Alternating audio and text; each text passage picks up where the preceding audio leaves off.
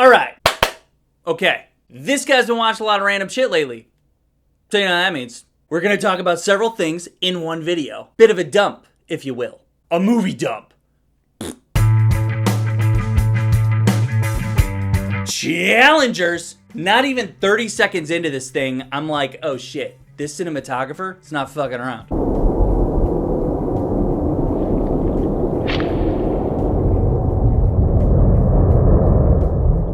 These shots and these camera angles are ambitious as fuck. And that's just the beginning. They just cram your eyeballs with so many cool shots and framing of characters and crazy camera setups. If you were just considering maybe I'll watch this, I'd say absolutely watch it, just for how much they give you here visually. If you're a fan of cinematography and cool techniques, it's a wonderful gift.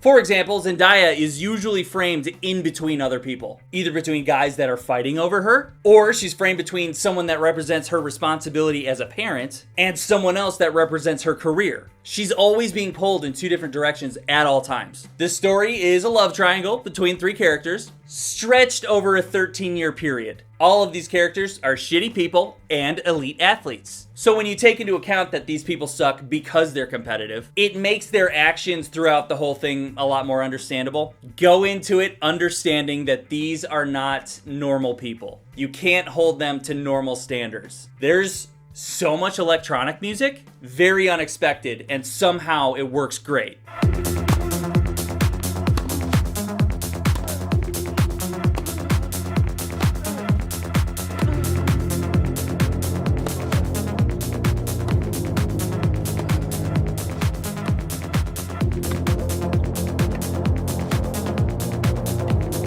I dug it. And as time went by, I realized that this electronic music seemed familiar, and then I realized, oh, this is Trent Reznor and Atticus Ross. I guess they do work for other directors besides David Fincher. As I said, the music works very well, and it adds this tension to the scenes that I don't think would be as tense without it. Surprisingly, I found the marketing a bit off-putting. They advertised it as this, horny movie. I wouldn't say it's as horny of a movie as it is flirty. It's so much more than this tennis sex movie. It's a lot more psychological than that. Actually, there aren't any sex scenes, but there's a lot of mindfucking.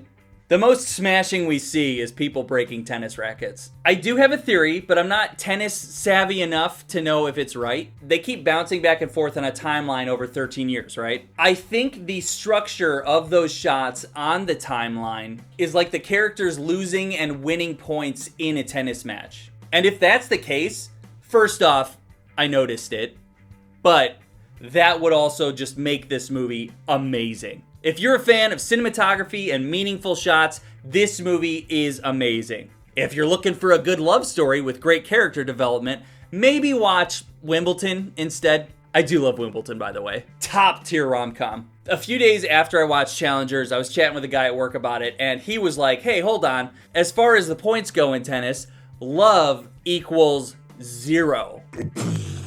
Youth in Revolt. This is a fun one. It's a coming-of-age comedy from 2009 starring Michael Cera. It's one of those teenage intellectual flicks where teenagers use vocabulary that's smarter than what most adults normally use. I'd say it's kind of like Juno, that era of intellectual, high school sarcastic person. Anyway, Michael Cera has a summer romance with this girl. He falls in love with her. Both of them are in odd family situations and also super condescending towards everything. Summer's coming to an end. They need to separate. They gotta part ways. They devise a plan to get him back to her, and that involves him creating a dual personality, an evil version of himself to rebel against his parents and his life, to reconnect with his love. All in all, I think this one's really funny. It fits in so well with that type of flick, like Nick and Nora's Infinite Playlist, Juno. I'm surprised that it wasn't more popular. If you like Michael Cera or you just want to have a good laugh, I recommend this one, okay? There's some really funny stuff in there. I don't need you here right now. I just need to think. Well, I'm not going anywhere. Not until you sink your filthy dick in this tomato. LOWLIFES. So I was, scrolling, and I randomly saw this Instagram reel that said, hey, you need to go to Tubi because one of the best slasher flicks of the year is on Tubi for free. Okay. So I checked it out. And yep, I really enjoyed it. It's very low budget, and that is apparent. Sometimes low budget is very good. It's the family on vacation runs into the local rednecks scenario. They take that and they turn it on its head. I love how this defied my expectations. It kept the kills surprising and fun. The gore and the practical effects were awesome. There were a couple moments where I was like, no! I will say you do have to get past that obvious low budgetness of it. As good as practical effects and gore are with low budget, it also brings bad acting. Some of the acting in this is horrendous. Overall, though, it's absolutely worth your time, and it's free on Tubi. It's a tight hour and 30 minutes of killing, cringing, and cannibalism. On there, Paris. Netflix shark flick.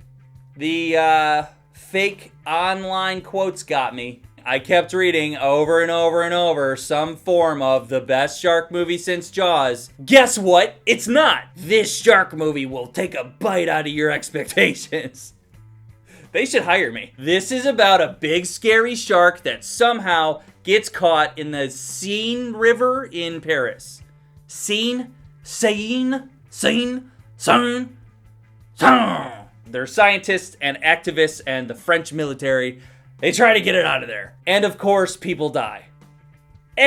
I will admit, the opening scene was good. It got my attention. The underwater shots looked great. It was very easy to see under there. If the beginning was a short film on its own, it would be brilliant. I would love it. But then we do a time jump and move the setting to Paris. The CGI sucks. It took some time to adjust to that, to take it somewhat seriously. They got smart characters making stupid decisions. I hate that. So much time is wasted of characters trying to convince other characters that the shark even exists, when the audience already knows that it does. Such a waste of time. When the shark was actually doing some killing, then I was having a good time. There was just way too much fluff around the good stuff. The ending is pretty ridiculous, and they left it open for a sequel. And if they make a sequel, I will not be watching it. Not a fan, not even close to Jaws. Don't watch it. Fuck out of here. In a violent nature. Okay, I was hearing a lot of buzz from critics about how amazing this was. Decided to check it out. I love slasher flicks. Personally, I'm a huge Friday the 13th fan. I've seen all 12 of them. I'm particularly fond of Jason Takes Manhattan.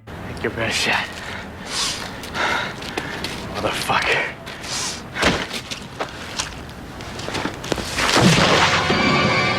Clearly, when they got the idea for this, they had Jason in mind, but could not get the rights. This is a base level Friday the 13th movie with an unkillable huge guy, wearing a mask, roaming around the woods, killing anyone that he comes across. They take that and they put the killer as the first person perspective the whole time. So you're the camera following around this killer as he finds people to kill. It is a cool idea, but I was over it in like 5 minutes. It takes place in the woods.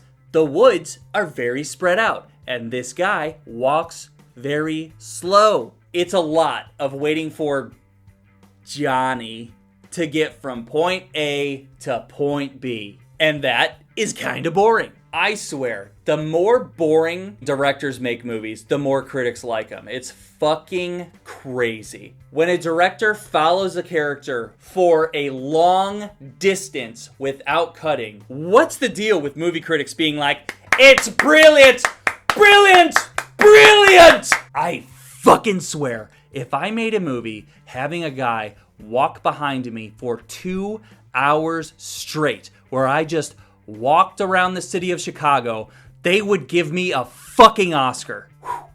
Got a little heated there. So when Johnny, it's Jason, okay? It's Jason. When Jason is slashing people and slicing and dicing and murdering, this thing is great. The gore and the murder is top notch. I loved every single kill.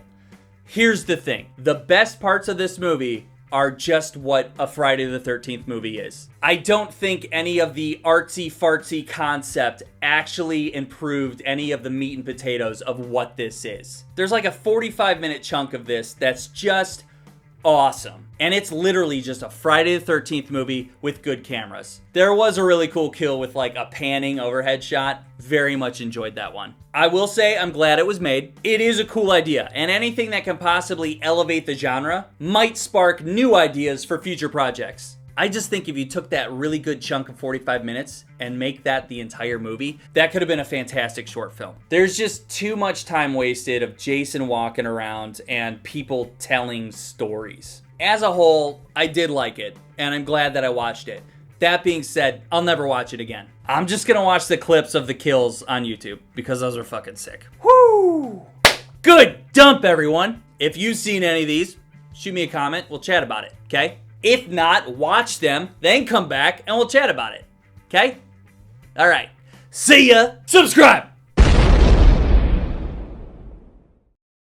Okay, this Friday the 13th knockoff Jason movie. I'm going to tell you the best kill because it's insane. There's this girl running away from him, right? You know, because he's slow and she has time and space to get away. She reaches a cliff. Oh no, there's nowhere to go. So while she's trying to figure out what to do, Jason rolls up behind her and he's got this fucking like metal hook on a chain. So he punches a hole through her torso, turns her around, takes the hook, stabs it into her fucking skull, turns her back around, and pulls her head through her torso. The audience went crazy because that is fucking gnarly, dude. Let's go!